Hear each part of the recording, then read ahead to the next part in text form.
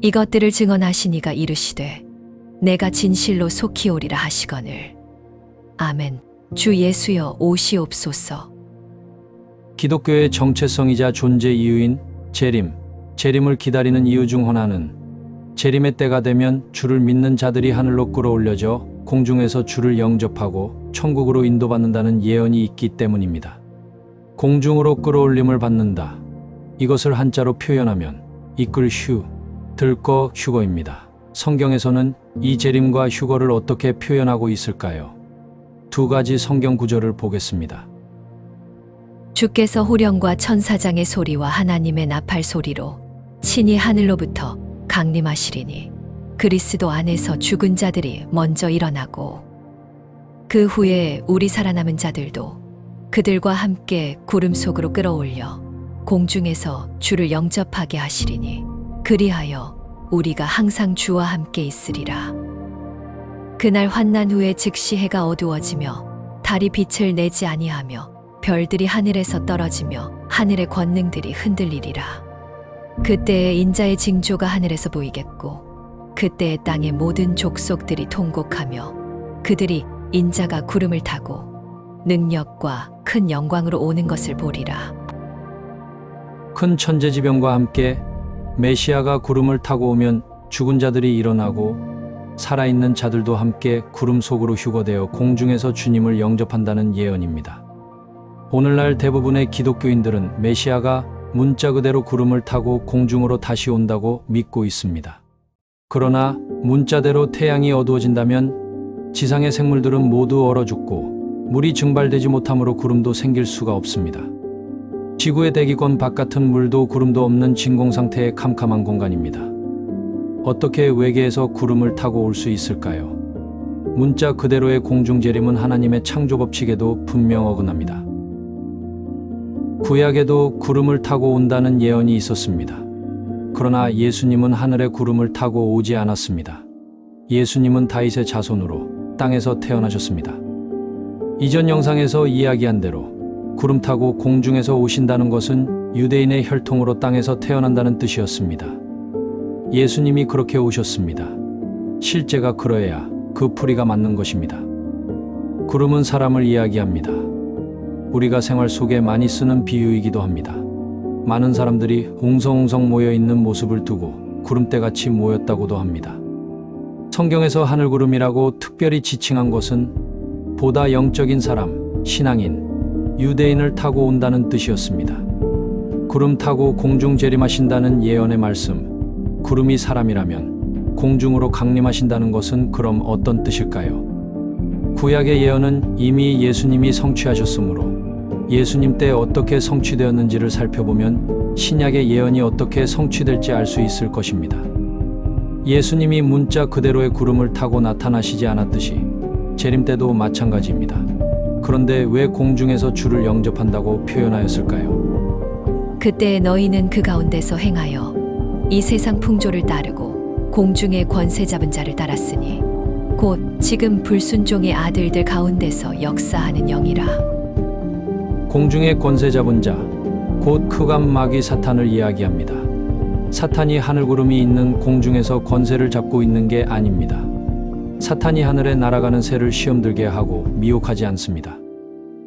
큰 용이 내쫓기니 옛뱀 곧 마귀라고도 하고 사탄이라고도 하며 온 천하를 꿰는 자라. 그가 땅으로 내쫓기니 그의 사자들도 그와 함께 내쫓기니라 했습니다. 사탄은 이 땅에서 권세 잡고 있다는 것입니다. 그것을 공중의 권세를 잡았다고 표현하고 있습니다. 왜 공중이라고 표현했을까요? 하나님이 보시는 공중과 사람이 보는 공중이 다릅니다. 욥기 26장 7절 그는 북쪽을 허공에 펴시며 땅을 아무것도 없는 곳에 매다시며 지구가 공중이라는 것입니다. 구름은 사람, 공중은 지구. 그렇다면 휴거는 무엇일까요? 또 천사가 내게 말하되 내가 본 바 음녀가 앉아있는 물은 백성과 무리와 열국과 방언들이니라. 백성과 무리와 열국과 방언. 백성은 모든 사람들이요. 열국은 모든 나라요. 무리는 모든 사회요. 방언은 모든 문화들입니다. 음녀에 앉은 물은 인간 사회, 바로 이 땅을 말합니다. 또 하나의 성경 구절을 보겠습니다. 내 이름을 경외하는 너희에게는 공의로운 해가 떠올라서 치료하는 광선을 비추리니 너희가 나가서 외양간에서 나온 송아지 같이 뛰리라. 공의로운 해가 무엇입니까? 하나님, 메시아입니다. 해가 떠올라서 광선을 바라면 물이 수증기가 되어 올라가서 구름이 됩니다. 더러운 물이 깨끗한 구름으로 변화하니 치료하는 광선이라 표현했습니다. 공의로운 해가 치료하는 광선을 비추면, 즉 메시아가 말씀의 빛을 쏟아부어 주시면 음녀에 앉은 물과 같이 타락한 인간 세상이 깨끗한 물이 되어 하늘로 올라가 구름이 된다는 것입니다. 주를 영접한 베드로에게 대입해보면 어떤 것이 올바른 해석인지 알게 됩니다. 베드로는 하늘로 올라가 주를 영접한 것이 아니라 먼저는 이 땅에서 주를 만나고 변화했습니다. 성경은 결코 틀리지 않습니다. 성경은 정확히 이야기하고 있으나 읽는 사람이 올바로 이해하지 못하는 것입니다. 역사는 땅에서 이루어집니다. 그러므로 너희는 이렇게 기도하라. 하늘에 계신 우리 아버지여, 이름이 거룩히 여김을 받으시오며 나라가 임하시오며 뜻이 하늘에서 이루어진 것 같이 땅에서도 이루어지이다. 예수님은 하늘의 뜻이 이 땅에서 이루어지길 원한다고 말씀하셨습니다. 그럼 이 땅에서 우리는 휴거를 어떻게 이루어야 할까요? 성경 구절 3가지를 보겠습니다.